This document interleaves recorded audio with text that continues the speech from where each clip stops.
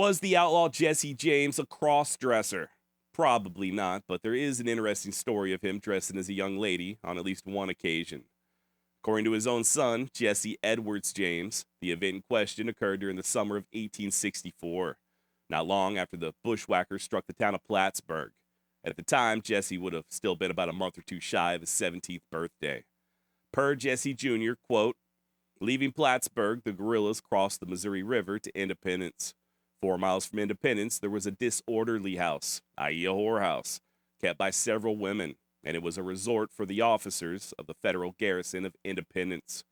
The guerrillas set up a trap to catch these officers. Jesse James, dressed as a young girl, rode up on horseback to the house and called its mistress out. Imitating the voice and manner of a girl, my father told her that he lived not far away, that he was a girl fond of adventure, and would like to come to the house that night, bringing 2 or 3 neighbor girls to have a good time. Wink, wink. I added the wink, wink. The mistress of the house consented, and the supposed girl on horseback said he and the other girls would be there that night. The mistress sent word at once to the federal officers in Independence that 4 new girls would be at her house that night. It was after dark when Jesse James and the other guerrillas rode up to the house, and dismounting, crept up and peered in at the windows. 12 federal officers were in there with the women. No guards or sentinels were out. The Federals felt secure. All the company was in one room, 5 women and 12 men.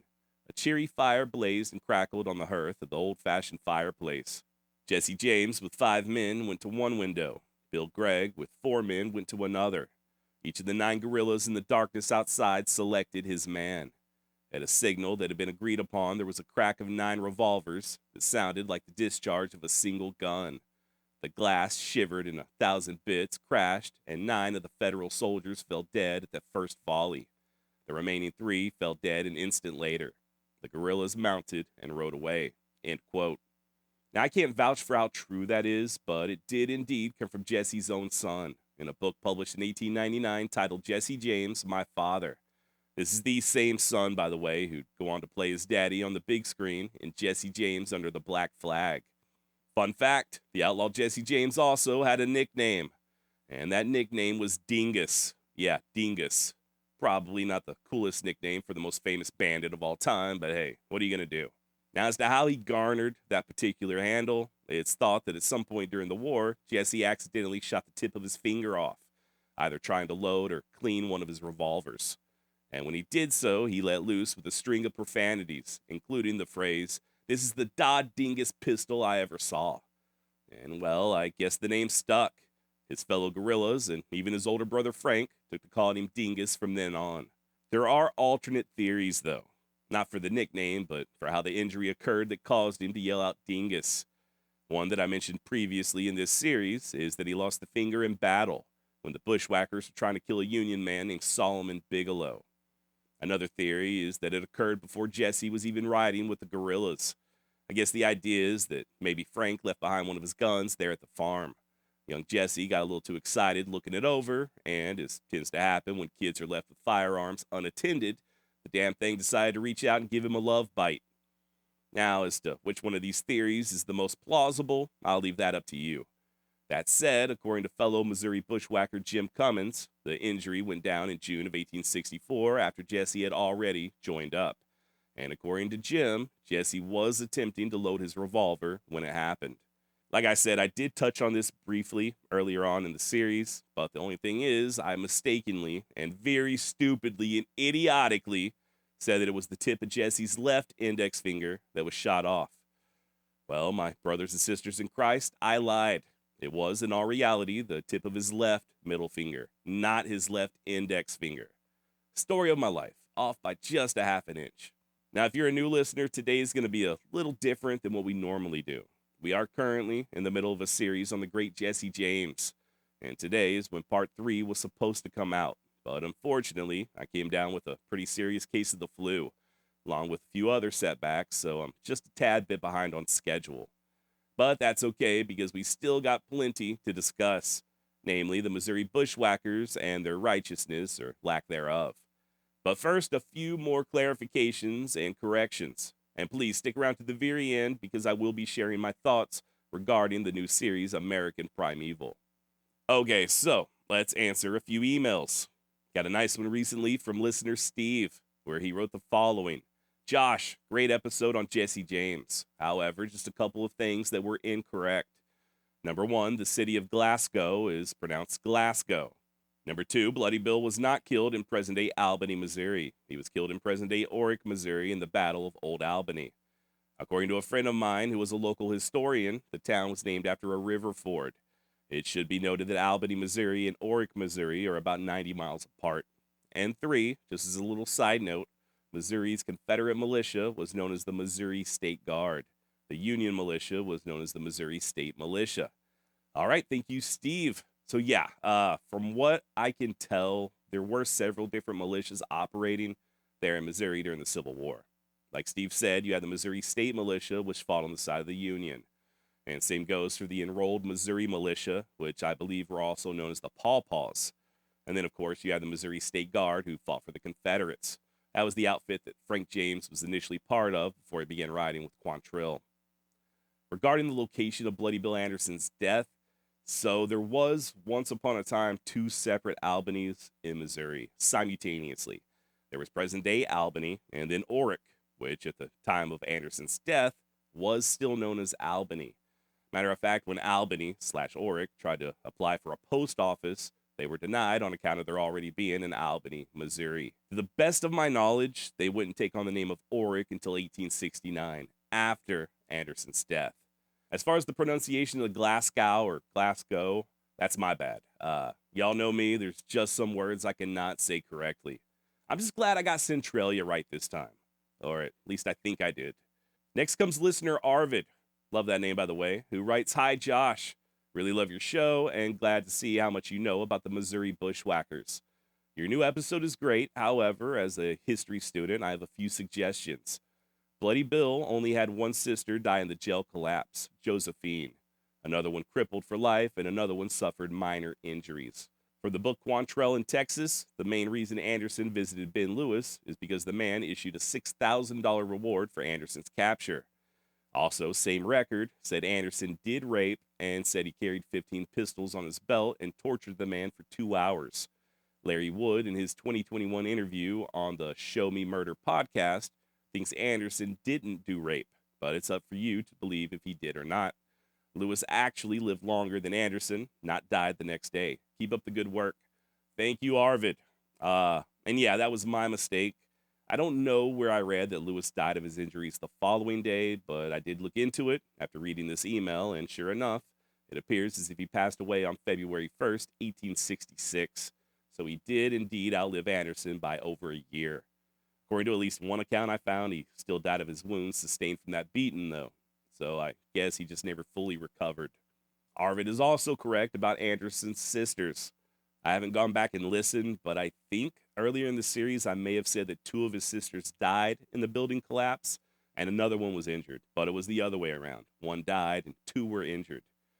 As far as the rape allegations, what Arvid is referring to here is Bloody Bill Anderson allegedly molesting one of Benjamin Lewis's servant girls in Glasgow in October of 1864. By the way, once again, thank you, Arvid and Steve. Great feedback. I really appreciate it. Now, as far as I know, the only source showing that Anderson harmed that servant girl comes from a paper out of St. Louis, the Missouri Democrat. According to the correspondent from St. Louis, Anderson and another man, quote, took a Negro girl of 12 or 13 years old into another room, and both of them ravished her by turns. Supposedly, more of Anderson's men came back later on that day and did the same to 2 additional female servants. Age is unknown. As far as whether or not that's believable, as Arvid so astutely pointed out, that's pretty much up for us to decide, depending on what sources we choose to put our faith in. That paper out of St. Louis was not a pro-Confederate newspaper, so they may have possibly been motivated to spread some nefarious rumors. But then again, it's also possible that the other papers that had more of a Confederate bias left it out of the story on purpose, so as not to paint the guerrillas in a bad light. I will say this much, though. Something I didn't yet bring up just because I wasn't aware of it until very recently, but apparently, a little over a week before Anderson and his men hit Glasgow, they terrorized a German settlement just 30 miles away over in Lafayette County.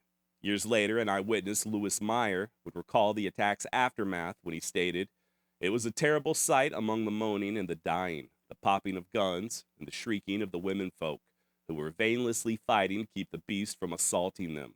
All women were criminally attacked. Some had to serve 5 men.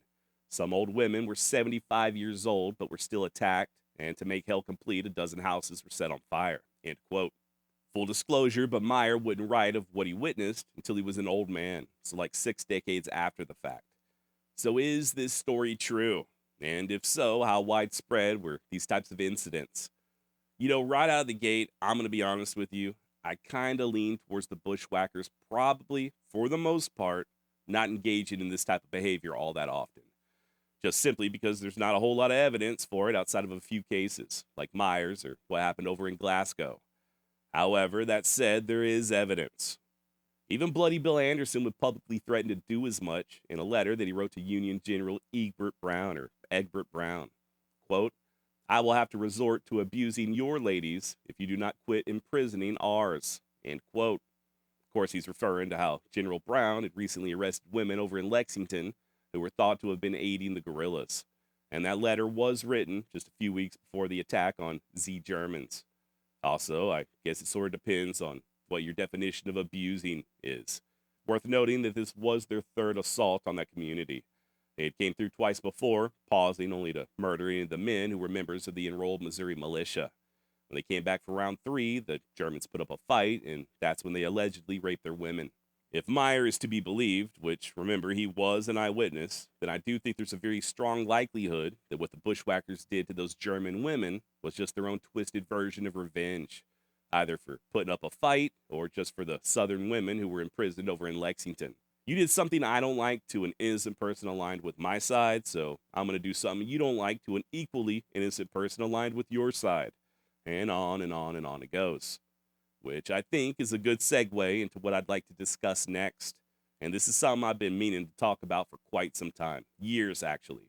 Okay, so someone else hit me up recently and stated the following. "I find it ironic that when the irregulars and their atrocities," he put atrocities in quotation marks, "and their atrocities are brought up, it's almost always the Confederates, like those under Quantrell, Anderson, and Poole, who are brought up.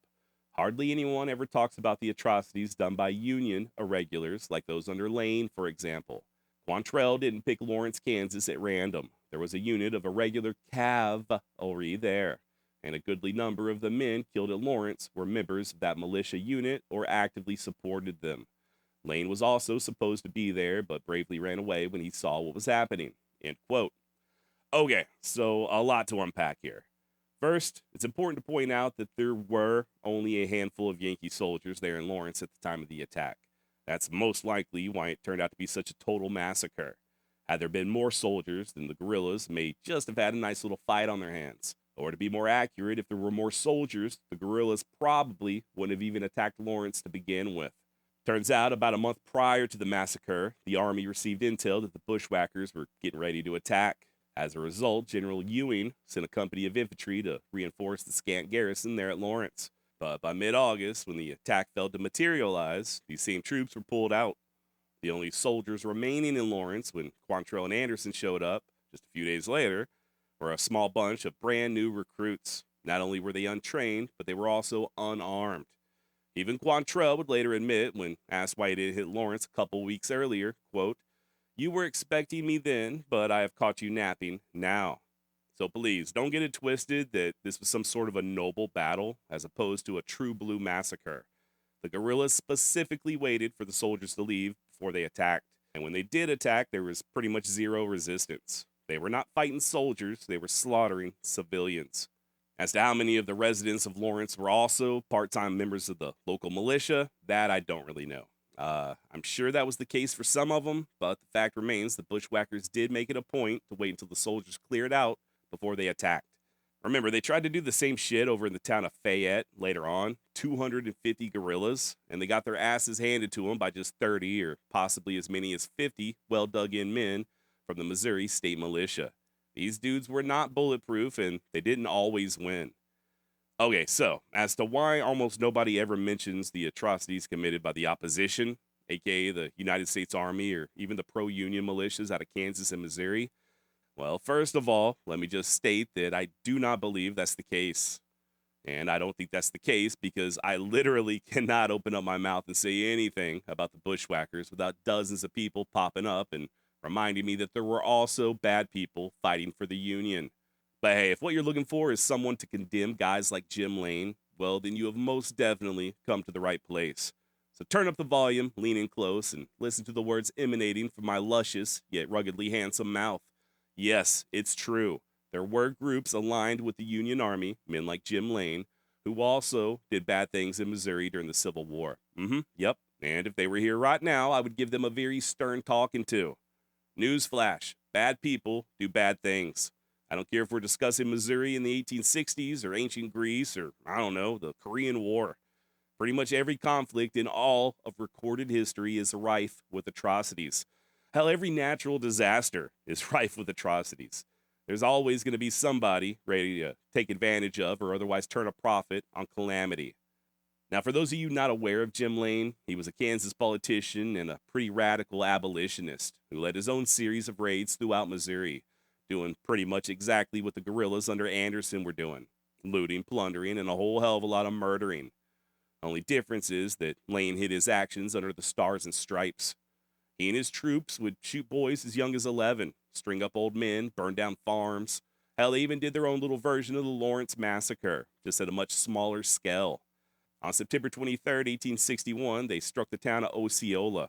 Not only did they leave it smoldering and its 2,000 plus citizens destitute, but they also held a mock trial and murdered 9 locals. This was not sanctioned by the U.S. Army, as far as I know, much in the same way that many of the guerrillas' actions weren't sanctioned by the Confederate Army.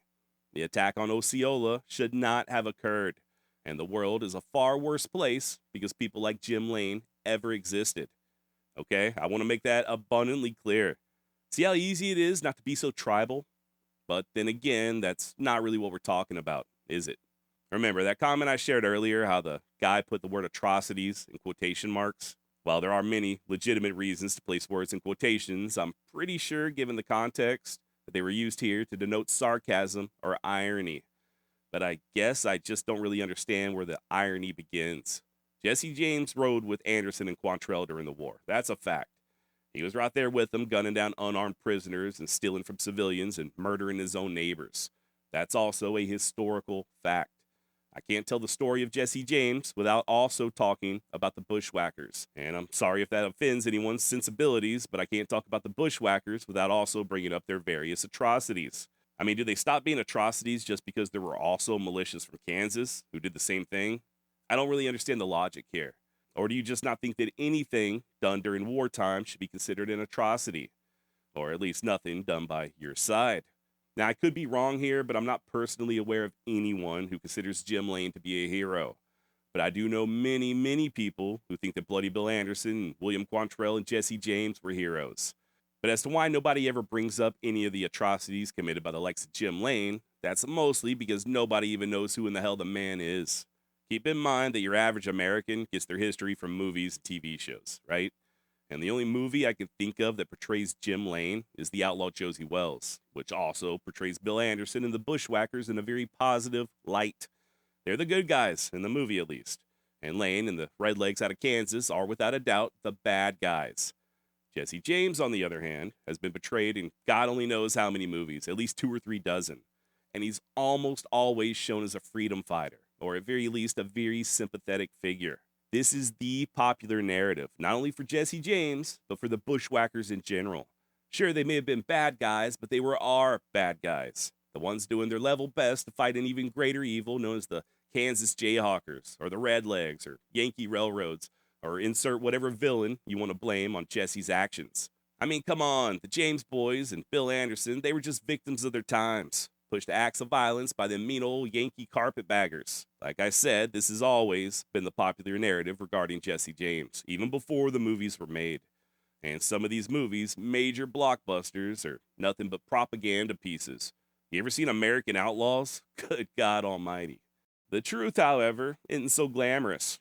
Turns out Jesse's brother Frank enlisted with the Confederate militia prior to any of the bad stuff that happened later on to the James family. And he likewise joined up with Quantrell's Raiders prior to any of that bad stuff. Yes, a pro-Union militia did arrest Frank James. But do you know why? the militia arrested Frank James? Was it because he was just a young, virile son of the South minding his own business? Or was it because he was aiding and abetting the guerrillas? You know, the same ones who were going around murdering people. And yes, that arrest was before Frank himself was a member of the guerrillas. Now, later on, another militia would indeed arrive at the James farm looking for Frank. And when they couldn't find him, they beat the shit out of Jesse and tortured his stepfather. That is something that did happen, something that I thought I described in pretty good detail at the beginning of this series. But you know what I didn't describe, because I didn't feel it was necessary to the story, was why the militia showed up at the James farm in the first place. Well, as it turns out, Frank and the bushwhackers had been pretty active leading up to that particular confrontation. For instance, on the morning of May 19th, 1863, they dry gulched a lieutenant with the 25th Missouri. He and his guide and 3 of his soldiers. And when they tried surrendering, the bushwhackers shot him dead. They then rode to Missouri City and spent the entire rest of the evening looting, i.e. taking things from civilians that did not belong to them. They left the following day and did pretty much the exact thing up in neighboring Clinton County, what historian T.J. Stiles described as a plundering raid, before finally stopping to rest at the James farm. And that militia that then showed up at the farm looking for said plundering guerrillas was straight out of Clinton County. In other words, the raid on the James farm and the mistreatment of Jesse was in direct response to a metric shit ton of plundering, stealing, and killing. Now, let me be perfectly clear yet again. All of that plundering does not excuse the way the militia treated Jesse James or his stepfather Reuben. Once again, do you see how easy this is? I can condemn both. Just because I don't like what that militia did to Jesse's stepfather doesn't mean I'm going to bend over backwards defending the bushwhackers. That militia was wrong to beat a 15-year-old boy. They were wrong to torture a civilian. And yes, Frank and the bushwhackers were also wrong in killing a bunch of non-combatants and stealing shit from defenseless families. This episode of the Wild West Extravaganza is brought to you by DraftKings. Look, man, this ain't the little itty-bitty teeny-tiny bowl, it's the Super Bowl. So get in on the action at DraftKings Sportsbook, an official sports betting partner of Super Bowl 59. You and I both know that scoring touchdowns is key to hoisting the Vince Lombardi Trophy. And you have a shot to score big by betting on them at DraftKings Sportsbook, the #1 place to bet touchdowns. And the best part is, new DraftKings customers can bet $5 to get $200 in bonus bets instantly. Download the DraftKings Sportsbook app and use code WILDWEST. That's code WILDWEST for new customers to get $200 in bonus bets instantly when you bet just $5. Only on DraftKings Sportsbook. The crown is yours. Gambling problem? Call 1-800-GAMBLER. In New York, call 877-8-HOPE-NY or text HOPE-NY 467-369. In Connecticut, help is available for problem gambling. Call 888-789-7777 or visit ccpg.org. Please play responsibly. On behalf of Boo Hill Casino and Resort, Kansas, 21 plus age and eligibility varies by jurisdiction, void in Ontario. New customers only. Bonus bets expire 168 hours after issuance. For additional terms and responsible gaming resources, see dkng.co/audio. Now, back to the story. Now, if you really want to get down to the nut cutting, it's my opinion and the opinion of several actual legit historians, not all of them, but many of them, that the destruction caused by groups like the Jayhawkers paled in comparison to the actions of the bushwhackers.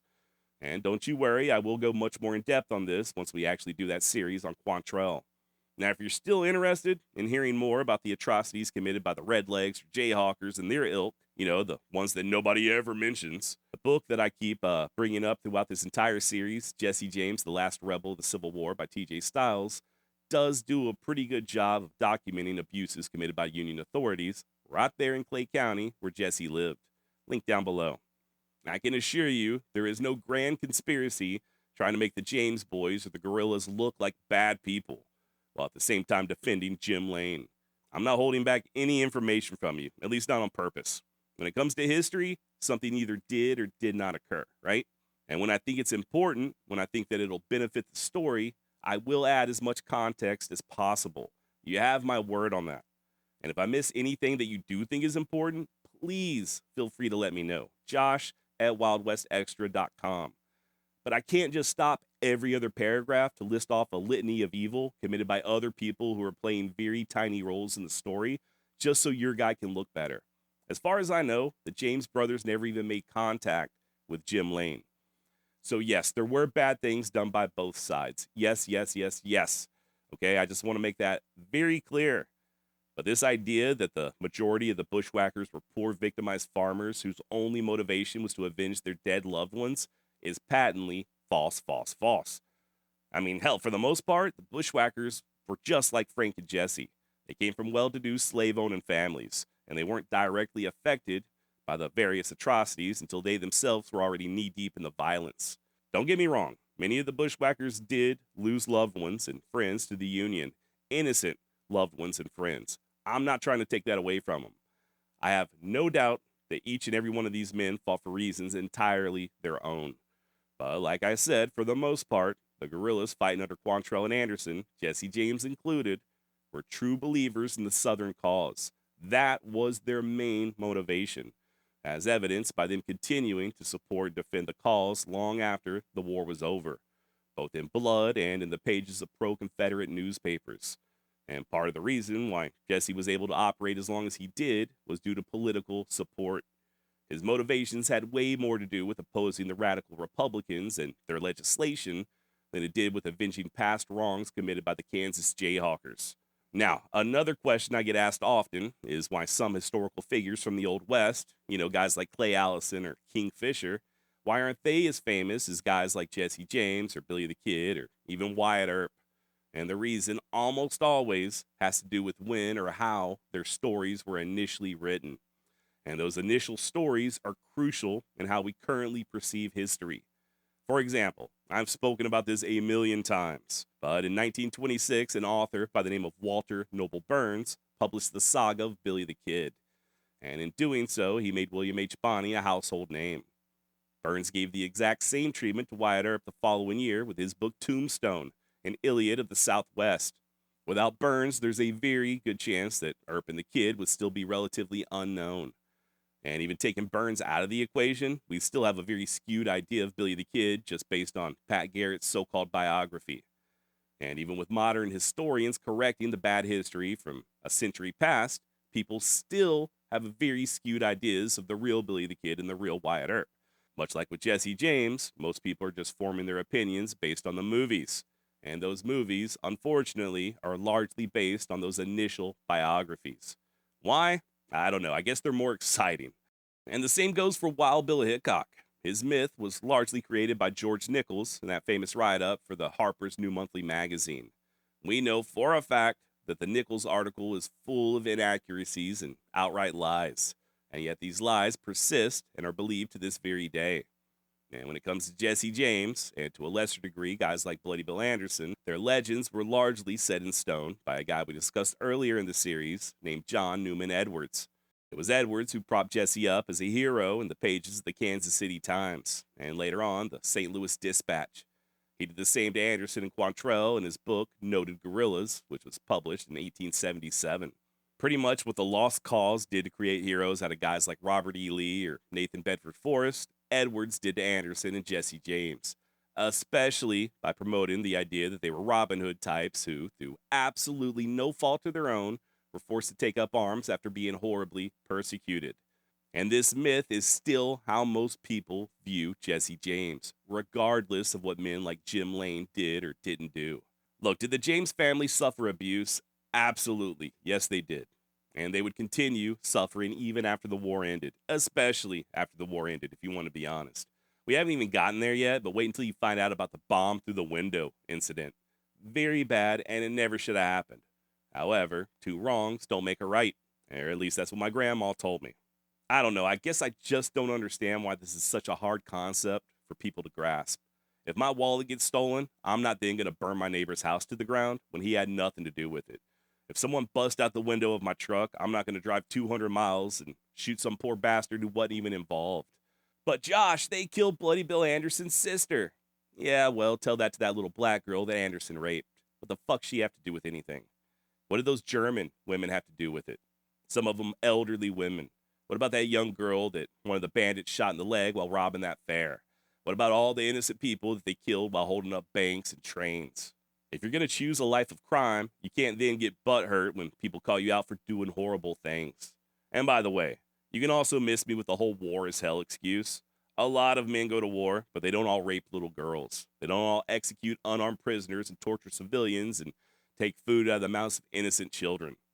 I think a lot of the times, if I say anything that could be perceived as negative about the Confederates, people take it as a personal insult to their great great great granddaddies. And to that, all I can say is this: I was born and raised in Texas. Every single one of my people who were of age during the Civil War served in the Confederate Army. Every single one of them. And I'm not ashamed of that. I'm pretty sure they were doing what they thought was their duty. Contrary to popular belief, not every soldier in the Confederate Army was a slave owner. Matter of fact, the majority were not.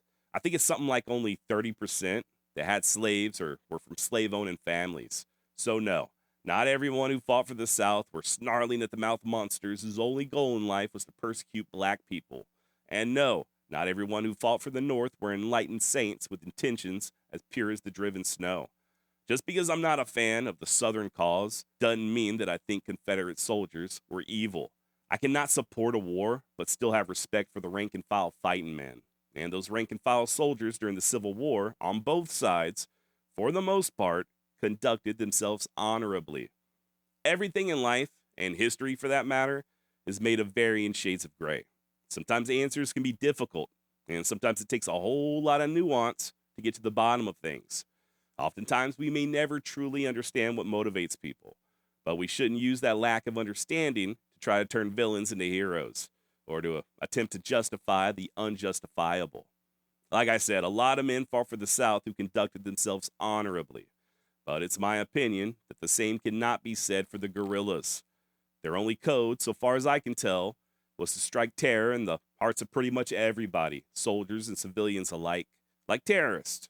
And a lot of innocent people suffered and died along the way. And yes, the same goes for Jim Lane and his outfit. I'm also not a fan of most of the home guard units. I don't know, man. I guess I just never really bought into the idea that the ends justify the means. If your goal is to win a war, and the only way you can win it is by killing a bunch of innocent people without any semblance of due process, then maybe, just maybe, you're fighting for the wrong side. Now, with all of that said, please do not misconstrue my words and think I'm trying to take away anything from these guys as far as their bravery is concerned. Okay?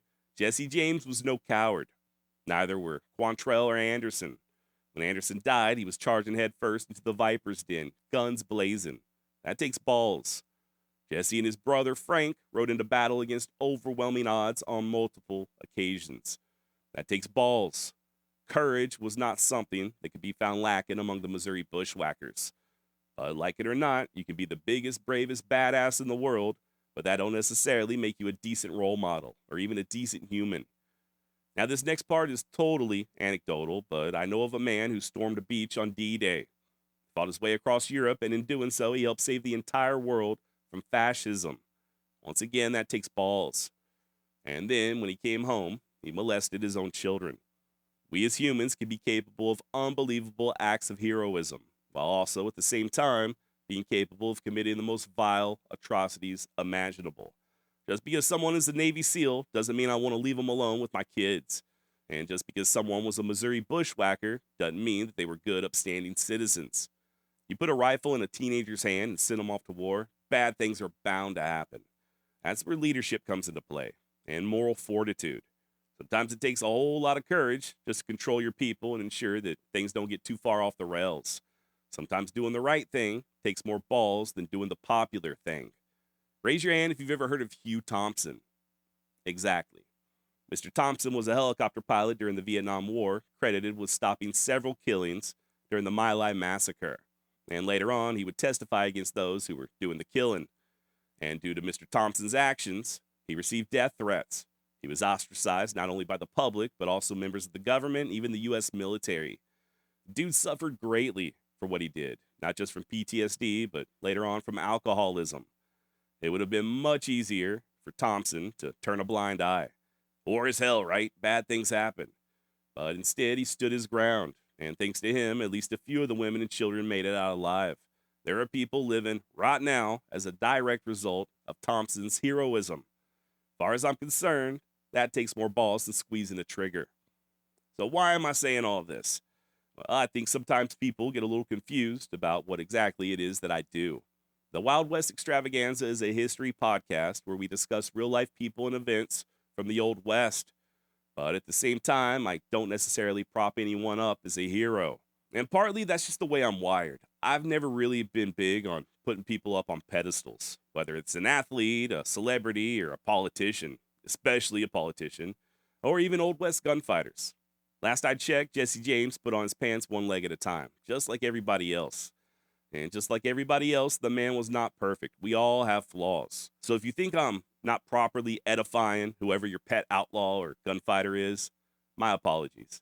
But I can promise you, I do not have some sort of bone to pick with Jesse James or Bill Anderson or whoever I happen to be talking about at any given moment.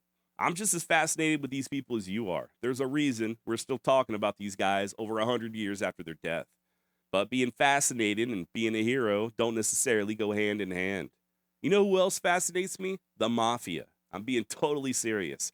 I love movies like Goodfellas and Casino. I love reading about these guys, watching YouTube videos about them. Shout out to Mikey Scars on YouTube. But you know what? I am under no illusions as to what type of people they are in real life. These mob guys are not role models, and they're not heroes. Most of them spend their entire careers preying on others. And it's my opinion that militia groups like the Kansas Redlegs and the Missouri Bushwhackers were no better. Many of them were just bullies, and they spent way more time during the war attacking the defenseless than they did grown men who could shoot back. This is not a bash the Confederates podcast or a vilify the Missouri Bushwhackers power hour. But also, at the same time, it's not a get down on your knees and suck an outlaw's dick hour either. I'm going to tell this shit how it happened to the best of my ability, hopefully in a very accurate and entertaining manner. I'm not perfect, there's always going to be mistakes, but I promise you, I am not trying to make Jesse James or whoever look bad to boost my own ego. I'm not trying to make him look bad, period. I'm just telling his story. Hell, there's even some stuff, which we'll get to in the weeks to come, that I actually admire Jesse James for. So keep listening, but please stop it with the whole victim mentality. Believe it or not, I do try to offer up both sides of the story. Nobody's suppressing the truth to make your heroes look bad. And besides, do you know who the real heroes are? They're the ones who wake up every morning and go into their normal jobs. And they get a distress call from the commissioner. They take off their glasses and change to capes and they fly around fighting crime. Those are the real heroes, okay? Not the bushwhackers. By the way, before we wrap things up, I just want to really hammer this final point home. It is perfectly okay if you and I don't agree on everything. Even this. All I'm doing is sharing my own personal opinion, and I want you to feel comfortable doing the same. If we don't see eye to eye, who cares? I ain't mad at you. All that I ask is that you don't be an asshole about it. Plenty enough of that going around as it is. All right, and I guess that's about all I've got. Nope, no, it's not all I've got. I promised to share my thoughts on American Primeval, didn't I? Okay, well, now I feel kind of pressured. Ugh, getting a little nervous, not gonna lie. No, in all seriousness, as of right now, I've only seen like 2 episodes. And so far, it's okay. It's nothing earth-shattering, but it's also not bad by any means. I think Shea Wiggum, the guy playing Jim Bridger, did a hell of a job, just from what little I've seen so far. And same goes for Joe Tippett as the head of that Mormon militia. Excellent acting. A lot of excellent acting as far as I'm concerned. I did think it was pretty cool seeing Fort Bridger. As to whether or not it's an accurate portrayal of the fort, honestly, I don't feel qualified to say. Looked good to me, though. The only thing that really jumped out to me in the first episode, I think it was the first episode, was when Jim Bridger left the fort to introduce that lady to the Isaac Reed guy.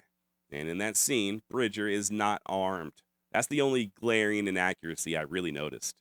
And it's a very small inaccuracy. I don't think it's a poor indication of the show, just more of an indication of how my weird mind operates.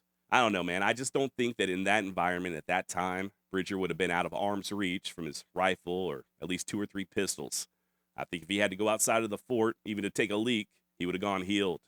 But hey, that's just a very minor thing that I happen to notice. I don't know, man. Like I said, I've only seen a couple of episodes, but so far, so good. I hope to watch more as the opportunity presents itself. I should have probably done that last week when I was sick, but instead I just took a lot of naps listening to Bill Burr. As far as historical accuracy on American Primeval, once again, I didn't really see anything that jumped out at me. I am kind of curious as to whether or not Native Americans were involved. in the Mountain Meadow Massacre. I'm not sure they were, but I could be wrong. I'm also not sure any of the victims were scalped, but once again, I'm not an expert in that particular massacre. I do hope to cover it in the future, though. Oh, and it was also really cool seeing Irene Bedard as the Shoshone chief. I didn't even recognize her at first. I've had a crush on that lady ever since I was a little kid and watched Siege and Wounded Knee. So yeah, that's my very incomplete and lackluster review of American Primeval. I just want to reiterate that I do not think it's a bad show. Seems really entertaining so far. I didn't see any huge mistakes. And yeah, I hope to see more in the near future. But enough about me. What do you think? Hit me up at Josh at Wild West Extra and share your thoughts. Or if you're watching on YouTube, hit me up in the comments down below. All right, now I think that's about all I've got. So please join me here next week as we continue bashing the Confederates. Discussing the life of Jesse James. Still got a lot of ground to cover, including Jesse's transition from bank robber to train holder upper, and he and his gang's daring raid to Northfield, Minnesota. Who knows, by the end of the series, we might even be discussing old J. Frank Dalton and the conspiracies surrounding Jesse's death. Until then, be nice, and hopefully I'll catch you next Wednesday. Adios.